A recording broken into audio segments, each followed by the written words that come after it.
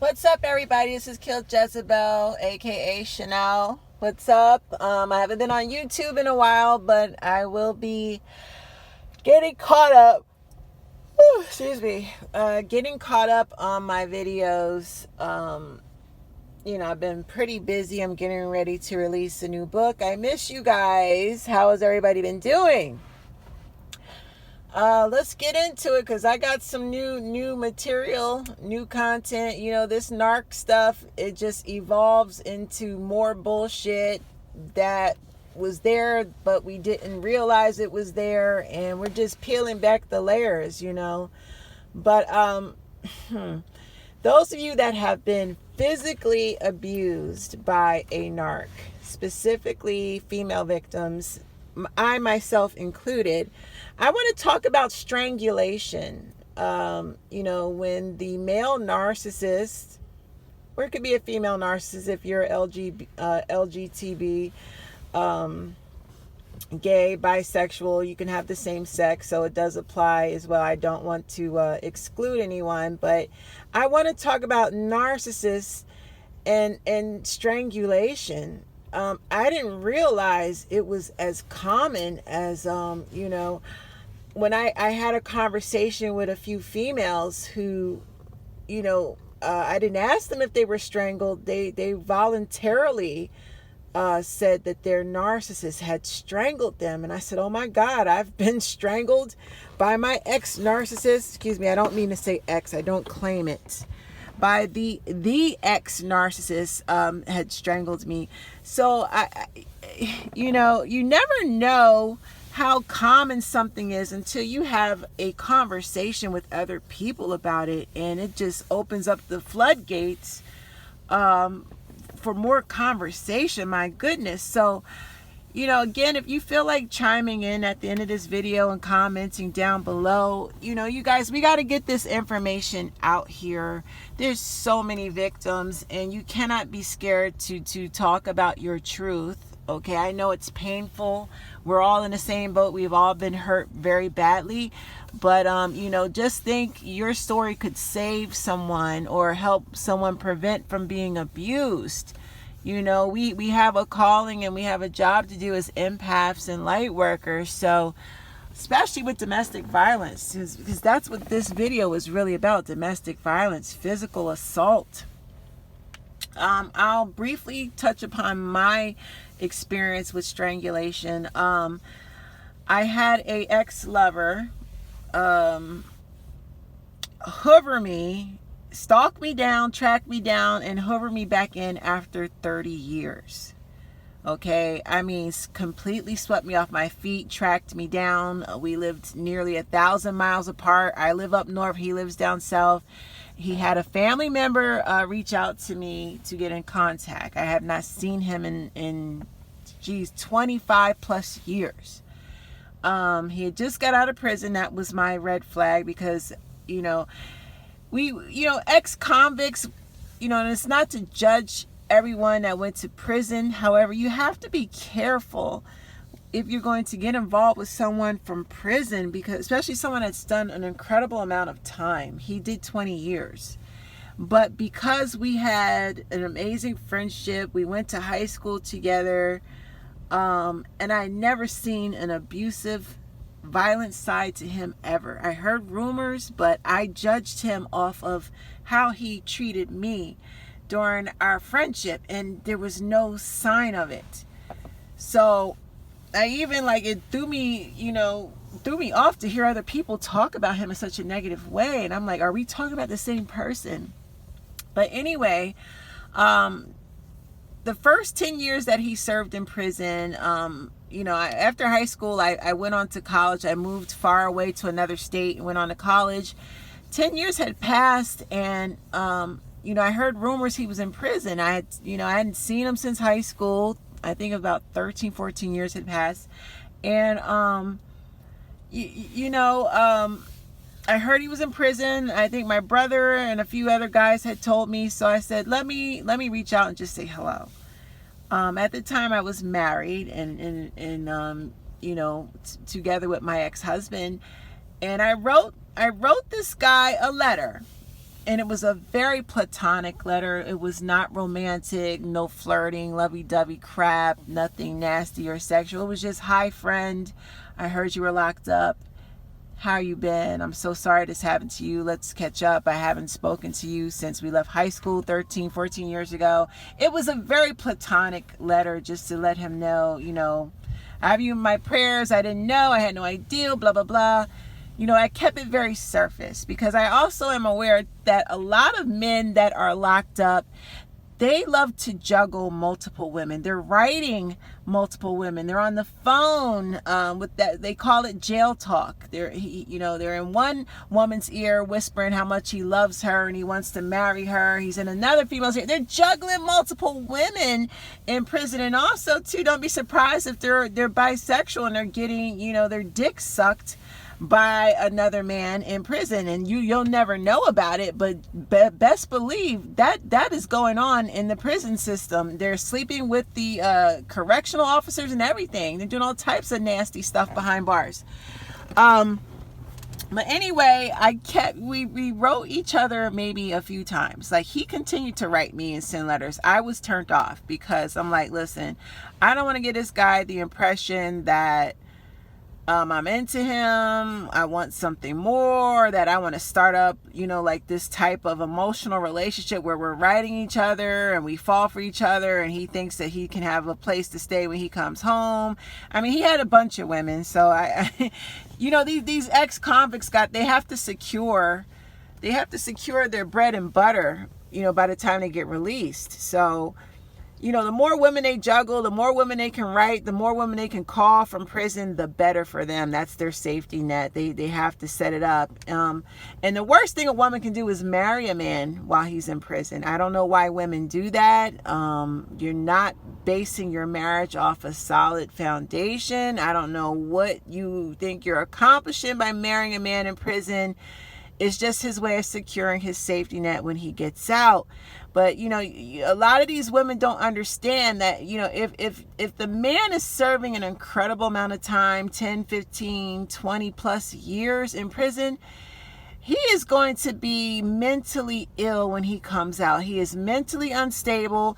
You know, he has acquired a way of living in prison that is kill or be killed. Those inmates, their lifestyle is basically kill or be killed. Every man for themselves. There's no in between. There's no black and white. They try to fight and kill the correctional officers. They try to fight and kill each other. It's every man for themselves. So just imagine. And then, you know, if you act up for bad behavior, you get thrown in solitary confinement, the shoe. So for the violent, you know, convicts, they definitely get thrown into solitary confinement, and that mentally destabilizes an individual. We're looking at 10, 15, 20 years or more in prison. You can best believe by the time that convict comes out, he is going to be mentally mixed up in the head. He's not prepared for society. He has to be rehabilitated. He needs intensive, ongoing, continuous psychotherapy. And I'm not talking about just for a couple months. He's going to need years of it. These inmates that come out after serving these long ass sentences, they need serious rehabilitation. They just can't jump into society and function. But if these people are narcissistic and sociopaths and psychopaths, they're going to say, fuck therapy. I'm going to do just fine in society. And guess what? They pick up and resume right where they left off before they went into prison. They become criminals all over again. That's why a lot of them break probation and they end up going back for violating their probation and serving the rest of their sentence out. A lot of them don't make it through their probation because they're sick. You know, for instance, a pedophile can serve 20 or more years in prison for raping and molesting a child. And guess what? Once he's released from serving all that time and he gets out in society, guess what? He's going to go right back out there and molest another child because he's sick. Prison does not cure people of narcissistic personality disorder. Prison does not cure a sociopath, a psychopath, a pedophile. It does not cure them of their disease or sickness. They should never be released out into society. They need to be contained, okay? Because even with therapy, they're not gonna get any better. They get worse. Prison makes them worse. So you release them back into society, and guess what? They're jumping into these relationships with multiple women that they've built these relationships with while in prison. They wrote all these women. You know, they're on a down low. They've tampered with men while they're in prison. They bring diseases home to good women, and they start their narcissistic cycle all over again. This is what happened to me. I fell prey to someone I really loved. I was very good friends with. Like I said, I reached out to him after 13 years after high school. He was serving his 10th year in prison. I reached out just to say hello, a very platonic hello. We exchanged a couple letters. I stopped because, again, I did not want to give him the impression that I was into him. I wanted to start anything up. I didn't even want to continue writing. I just wanted to say hi, sending you well wishes. He continued writing me. He continued sending letters. He flirted in the letters and whatnot.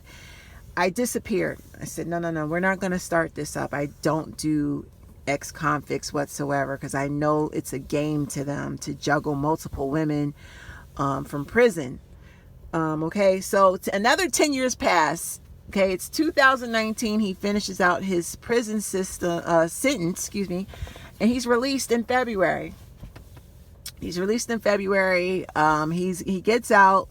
I don't know anything about it because I have not been in touch with the man for the last 10 years. I'm doing me. I'm traveling, living my best life. I'm feeling the best. I've lost close to 50 pounds, looking good, feeling good. I'm a business owner, minding my business. He was released, the end of February. I would say throughout March and April, he had several booty calls with women, including his baby mother, who is an old source of supply.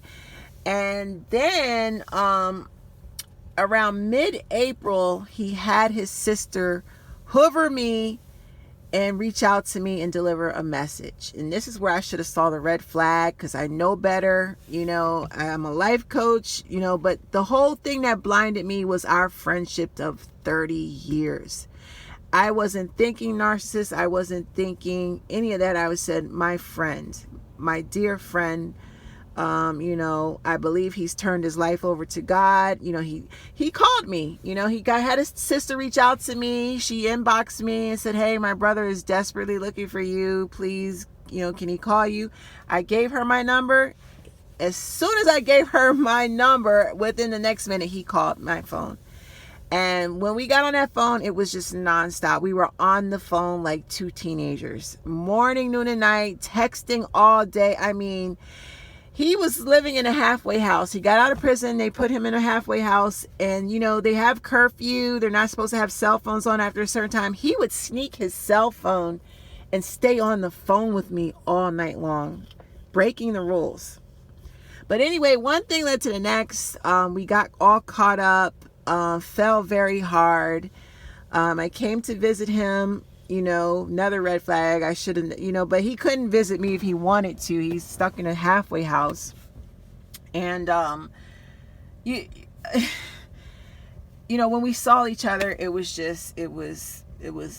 fell in love. It was just instant. It was beautiful. I thought our what we had was not based on a lie because we had an awesome friendship. It was just beautiful. And one thing led to the next, and the love bombing was heavy. And the next thing he said, I want you to move down here. You're my wife. I told my mother, my family, I'm gonna marry you. You're the woman. We're gonna elope. This was all his idea, not mine. I'm not thinking about marriage. Remember, I'm doing the single girl thing. I'm good. Anyway, I started looking for jobs, found a great job, and then I moved in with him. We lived with his mother. Red flag number 4, 3 or 4, where am I? And we paid her rent. So our goal was to save up money to get our own place. I said 3 months tops. I don't like living. I'm always independent. I've always had my own. I don't live off of nobody. I don't want to live off of nobody's mother for sure.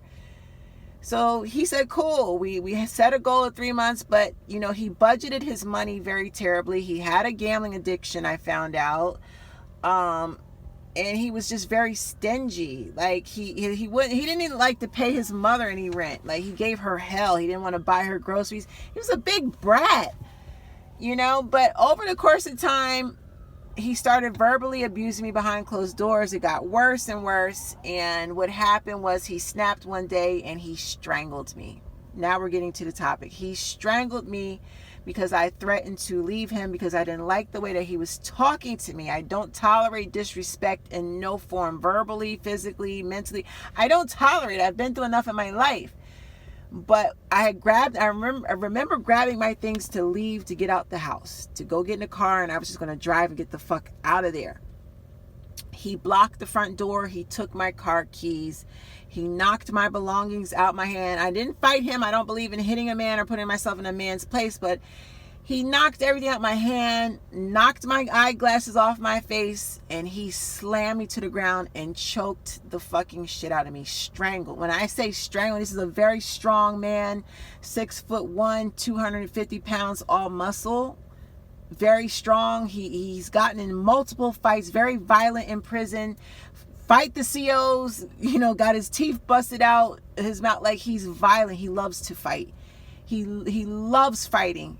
Okay, so he's strangling me, banging my head against the ground. I'm crying, I'm screaming, and he's so sweaty that when I was grabbing for him, my hands were sliding off his skin because he was sweating that bad. But I was trying to push him off and I couldn't grasp him. He choked me so bad, cut my gums, my mouth. I was spitting up blood. It was just horrible. Kicked me repeatedly all over my back, the back of my head. And I just cried. He said, "Shut up. If you don't stop crying, I'm going to beat you some more." And, from that moment on, he strangled me. I stayed. And he kept my keys. I should have left. I was too scared to report him because he did threaten me. I stayed a few times. And he beat me repeatedly and strangled. There was something about strangulation with him. That was his move, to strangle. So, I finally got out that relationship. I caught him cheating. I don't care. The next woman can have him because I already know he's going to destroy this woman. I got out early. She's an old supply who is allowed him to come back. This is my first time with him and this is my last. I am not allowing him to come back. I don't want him. He is violent. He is mentally unstable. And he's not a good person at all. Spiritually, he's tainted. There's more stories about what happened between us, but in the gist of it all, what I'm explaining is these narcs, if they're violent and they're psychopaths, they love to use strangulation for some reason. I'm finding this a common thing amongst victims. So, I want to hear feedback from you guys. If anyone has been physically assaulted, how did the narc assault you? Did he strangle you? Did he beat you, punch you?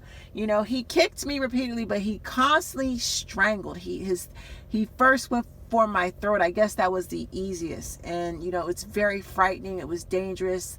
My throat was sore. I had a hard time swallowing. I had dizzy spells. Strangulation can really mess you up. It can cause blood clotting and shortness of oxygen getting to your brain. So, if you're being strangled, please take it serious and go to the doctor thereafter and get away from your abuser. All right. This has been Kill Jezebel again with another great video on narcissistic personality disorder. Please leave a comment. Thank you. Subscribe and like. Take care. Bye.